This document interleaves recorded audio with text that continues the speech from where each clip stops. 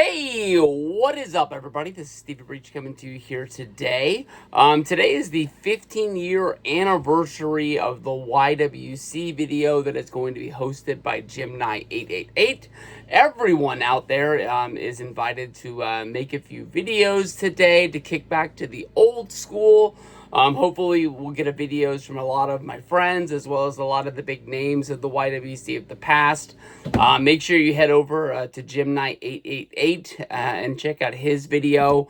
I don't really know what he has planned, but he's just basically been asking people to make videos. So today I am trying to go as old school as I can. I am honestly going to try to produce as many videos today that I can be putting on auto releases probably every other hour or every hour, just to try to remind everybody what this place once was like. I can honestly tell you that I think I started making videos in 2010.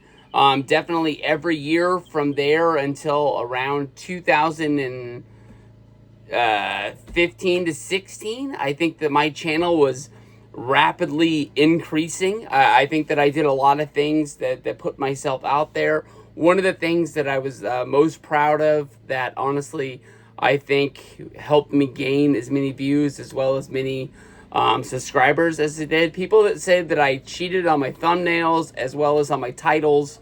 I don't understand. Well, if I was getting those people for views, why were they still subscribing? And my subscriber rate was constantly on the increasing. So I think that me being able to consistently being watching wrestling and being able to make wrestling videos pretty much on the moment, a trick that was taught to me by Justin Ryan, RKO, the infamous NWO. But basically, what I would start doing was I would, watch Monday Night Raw and make a video about it the next day. I would watch a pay-per-view and I would make a video about it the next day. But with technology that, kept on increasingly getting better, no longer was I using my MacBook to make my videos or use my my flip cam and then have to upload the video to my computer and then upload it to YouTube. Just the iPhone 4, I think really changed the world for me. I think that was when you could make a video and then from your actual pictures folder, you could just press the button and it would direct upload to YouTube. You just have to use your YouTube app, or I've always found it easier to actually use my actual MacBook to go onto the page, change the thumbnails, put the tags on there. I still think I'm probably behind the time of going on there and doing it. But I will tell you that 2016, we've talked about it time after time. My world drastically got changed. Due to my divorce, I became a single household person. I was still trying to keep my house. I was still trying to keep my kids and keep the same lifestyle as we did before. And the easiest thing that there was to cut was wrestling. I really deep dive with my one daughter into coaching softball, and that pretty much takes up almost my entire year. We practice right now, the practice Tuesday, Wednesday, Thursday. We have a game on Friday. Tonight, we always have games Saturdays. We always have games Sundays. I always said that, one of the reasons why I stopped watching Monday Night Raw was just 3 hours of wrestling on a Monday was honestly too much. And then, with that came NXT, and then came SmackDown. And then right now we've got the new companies like AEW, TNA. Wrestling is drastically trying to get mainstream, I guess you can say again. It's just, honestly, it's just too much with my lifestyle, and I'm not complaining. It's not that I'm like, hey, you guys need to slow down so I can catch up with you. I think I've just let it pass me by, but I still love wrestling. I still love keeping up with wrestling, whether that's reading the wrestling headlines, whether that's, still using podcasts to, stay up to date with what's going on in the world. When I come home from Twitter, like I did, and saw that Ethan Page had debuted in NXT, and then Jordan Grace had walked through the forbidden door onto the show when she is the Impact Knockouts Women's Champion. My world was blown. I'm like, what is going on in the world today?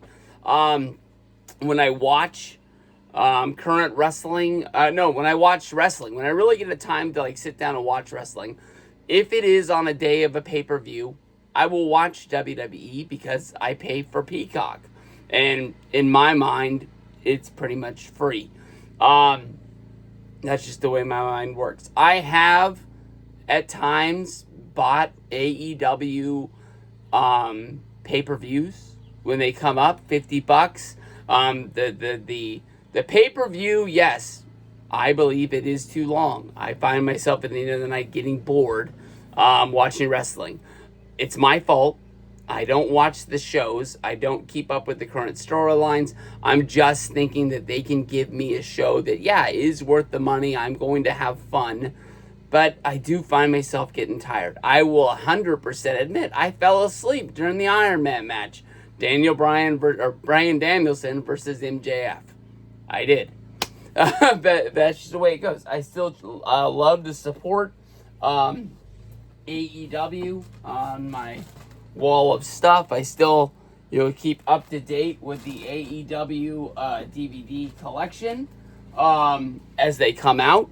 I try and find myself not buying in as many shirts as I once did. I still get the Pro Wrestling Crate box. It gives me 2 of them a month, and I hope that those knock it out of the park.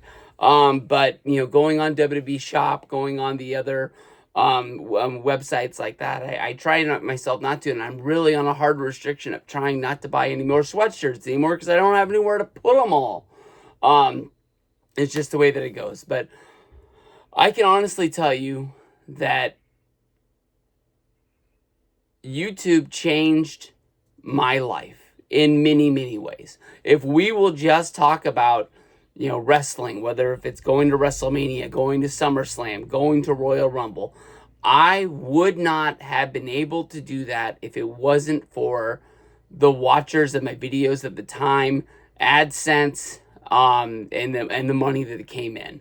I always tried to be very upfront and honest about the money that I was making. I was constantly trying to thank the viewer for that coming in. I did receive a lot of hate from people that I were worlds removed from this time that I think I felt like they would have loved to be in the spaces that I was in, and there was nothing I could do. I told everyone that if you consistently made videos, the YouTube algorithm at the time would reward you, and it would put you in places for people to watch your videos.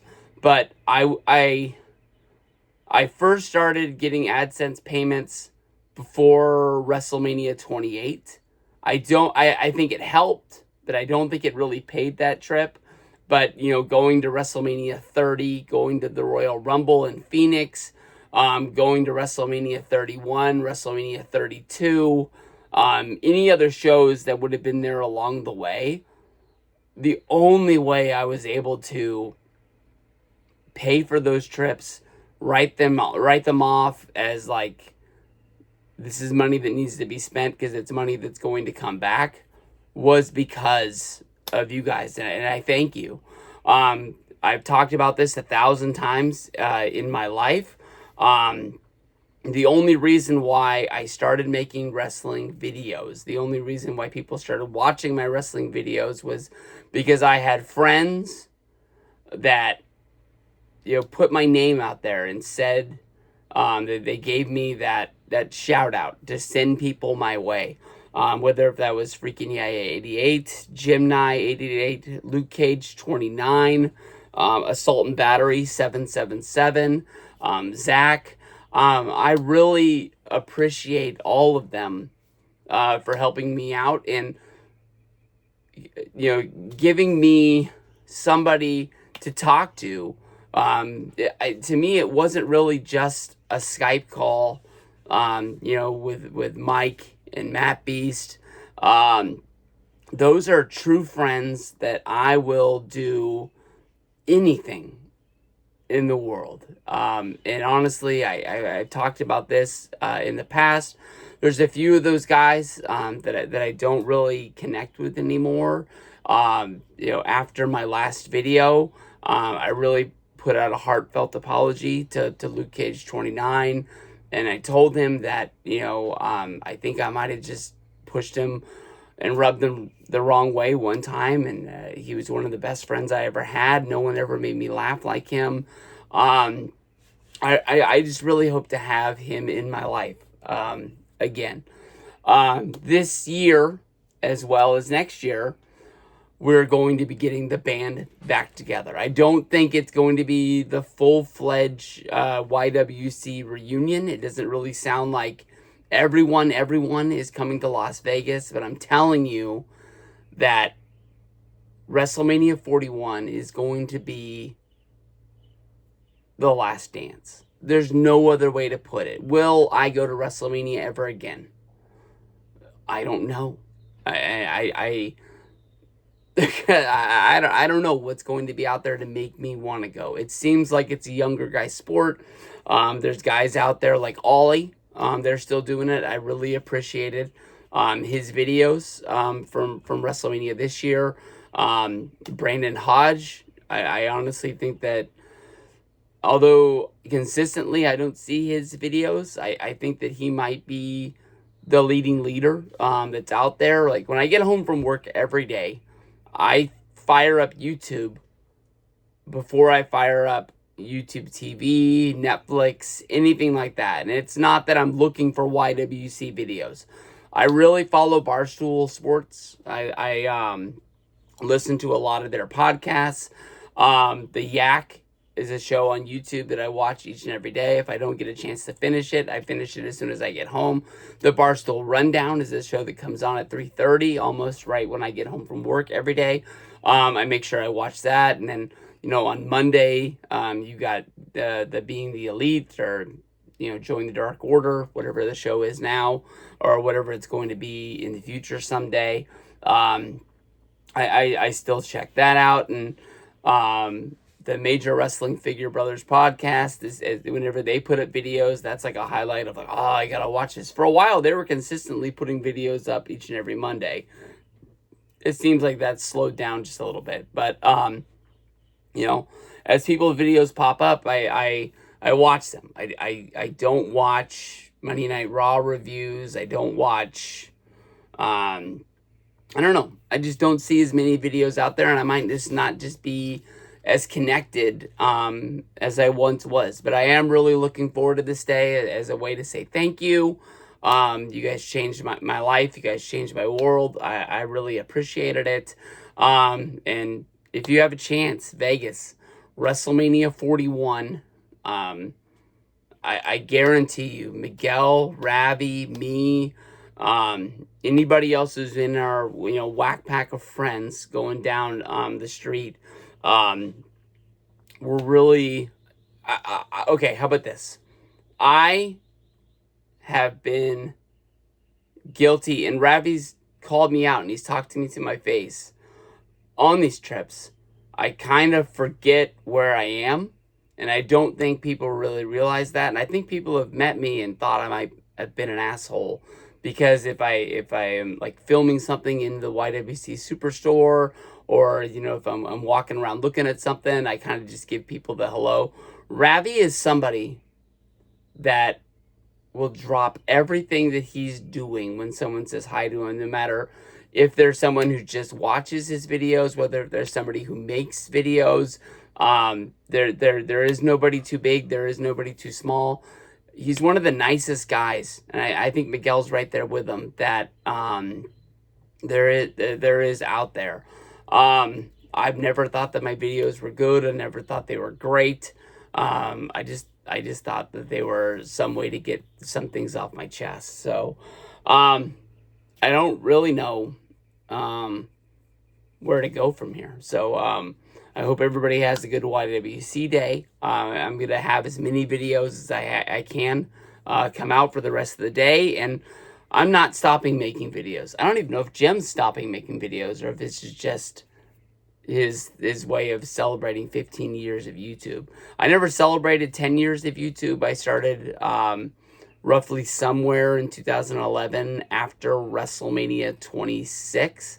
I really wish that I would have. I don't know if it just would have been some stupid video saying like, hey, 10 years today, pat myself on the back, or what it was. But it's been a hell of a ride. And if there's anybody still out there, I know these videos pop up on people's algorithms out of the blue. I made a video opening up a complete set of the WWE Retros like 2 years ago when I bought the set from somebody on eBay. And a guy that I used to work with at Pizza Hut in like 2000, it just happened to show up on his thing. He'd never seen one of my videos, didn't know I made videos for years in the past, but he commented on the video saying like, hey, you were my manager at Pizza Hut. We had a lot of fun back in the day. And I thought it was weird. Google. Who would have known, man? Google running the world. Peace out, everybody.